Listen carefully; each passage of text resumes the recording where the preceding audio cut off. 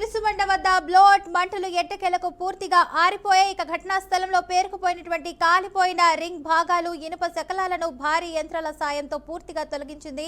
ఇక ఈ వ్యర్థాల తొలగింపుతో బావి ముఖద్వారం వద్ద అయితే పనులు చేసేందుకు మార్గం సులభమైంది. ఇక మళ్లీ మంటలైతే చెలరేగకుండా ఉండేందుకు వాటర్ అంబ్రెల్లా విధానంతో బావి పరిసరాలనైతే శీతలీకరిస్తున్నారు. ఇక గ్యాస్ లీకేజీని శాశ్వతంగా అరికట్టేందుకు బ్లోట్ ప్రివెంటర్ను అయితే అమర్చేందుకు ముంబై, ఢిల్లీ నుంచి అయితే వచ్చినటువంటి ప్రత్యేక సాంకేతిక నిపుణులైతే రంగంలోకి దిగారు. ఇక వాటర్ అంబ్రెల్లా ద్వారా శీతలీకరణ పనులైతే చేపట్టారు. ఇక వెల్ క్యాపింగ్ పనులకు విపత్తు నివారణ బృందం అయితే సిద్ధమవుతుంది.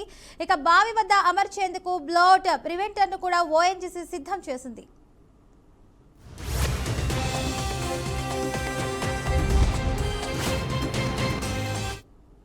రైట్గా ఇదే అంశానికి సంబంధించినటువంటి పూర్తి సమాచారాన్ని మా ప్రతినిధి శేఖర్ అయితే అందిస్తారు. శేఖర్, చెప్పండి, దీనికి సంబంధించిన అప్డేట్స్ ఏంటి?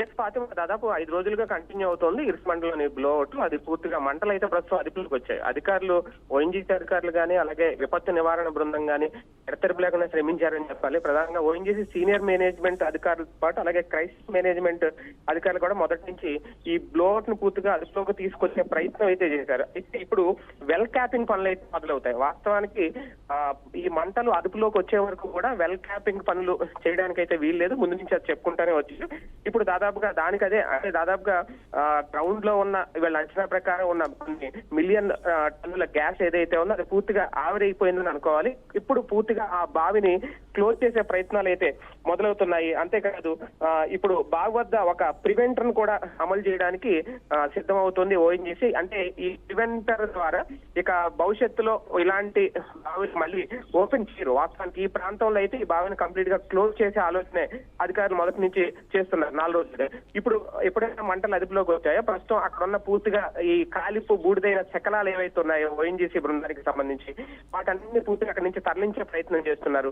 ఇప్పటికే ఆ ప్రాంతానికి దగ్గర వరకు కూడా ఈ మోరీ 5 ఏదైతే ఉందో బావి వెళ్ళ ఏదైతే ఉందో అక్కడ వరకు ఒక రోడ్డు కూడా వేశారు.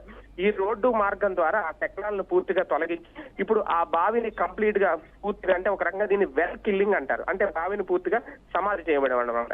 ఈ వెల్ కిల్లింగ్ ద్వారా మరొకసారి అయితే మాత్రం ఈ బావిని అయితే రీఓపెన్ చేయకుండా అధికారులు జాగ్రత్తలు తీసుకుంటున్నారు. ఏది ఏమైనా ప్రజాప్రతినిధులు మొన్న 5వ తారీఖున మొదలైంది. ఉదయం 11:40 మొదలై 12:15 మంటలైతే పూర్తిగా ఎగసిపడ్డాయి.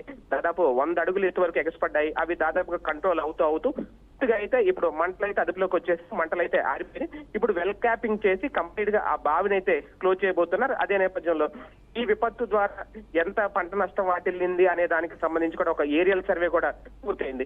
ఇప్పుడు దానికి సంబంధించి ఒక అంచనా కూడా వేస్తున్నారు. పంట నష్టం ద్వారా ఒక అంచనా వేసి అక్కడ స్థానికులను కూడా ఆదుకునే ప్రయత్నం చేస్తున్నారు. ఏది ఏమైనా ఈ బ్లోఅవుట్ ఇరుసుమన్ బ్లోఅవుట్ అయితే 5 రోజుల పాటు కొనసాగిందని చెప్పుకోవాలి. మొత్తానికి మంటలు అయితే ప్రస్తుతం అదుపులోకి వచ్చాయి. ఫాతిమా, అక్కడ ఏదైతే నష్టం జరిగిందో పంట నష్టం జరిగింది కదా, సో అక్కడ చూసుకున్నట్లయితే ఆ పంట నష్టం అయినటువంటి వాళ్ళకి ఏమైనా ఆర్థికంగా సహాయం ఏమైనా అందిస్తారా వాళ్ళు? ప్రస్తుతానికైతే అక్కడ సబ్ లీజుకు తీసుకున్న కంపెనీ ఏదైతే ఉందో deep industries private limited company వాళ్ళైతే మాత్రం ఒక్కొక్క కుటుంబానికి ఒక 3,000 రూపాయల ఆర్థిక సాయాన్ని అయితే ప్రకటించారు. అలాగే 10 కేజీల బియ్యం బస్తా కూడా ఇప్పటికే ప్రకటించారు. అయితే పూర్తి స్థాయిలో పంటలకు సంబంధించి అక్కడ కాలి బూడిదైన కొబ్బరి చెట్లు ఏవైతే ఉన్నాయో ఎన్ని కొబ్బరి చెట్లు పూర్తిగా కాలిపోయింది అనే దానికి సంబంధించి ఇప్పుడు అధికారులు ఒక అంచనా వేయబోతున్నారు. రెవెన్యూ శాఖ అధికారులు ఆ నివేదిక పూర్తిగా సమర్పించిన తర్వాత టోటల్ గా ఎన్ని కోట్ల రూపాయల నష్టం వాటిల్లింది అనే దానికి సంబంధించి ప్రభుత్వం ఇప్పుడు అంటే సబ్లీజు తీసుకున్న company deep industries private limited ఏదైతే ఉందో వాళ్ళు భరిస్తారా, లేదంటే ఓఎన్జీసీ అధికారులు ఎంతవరకు వీళ్ళకి ఆ నష్టపరిహారం చెల్లిస్తారు అనేది కూడా ఇక్కడ చూడాల్సిన అంశం. కాకపోతే ఏదేమైనా స్థానికులు అయితే కోరుకున్నది ఒకటే, మళ్ళీ ఇక్కడ ఓఎన్జీసీ బావులు తవ్వడానికి వీల్లేదు, ఇక్కడ ఇలాంటి గ్యాస్ లీకేజీల వల్ల మాకు ఉండడానికే ఇబ్బందిగా ఉంటుంది అంటున్నారు. దాని ప్రకారం అయితే ఈ బావి అయితే క్లోజ్ చేశారు. ఇక పరిహారం విషయంలో అయితే ప్రస్తుతం 3,000 రూపాయలు ప్రకటించారు. ఇక మరింత పరిహారం ప్రకటిస్తారా లేదని ప్రభుత్వం అధికారికంగా ఒక ప్రకటన అయితే చేయాల్సిన అవసరం ఉంది. Fatima, right, thank you Shekhar for the update.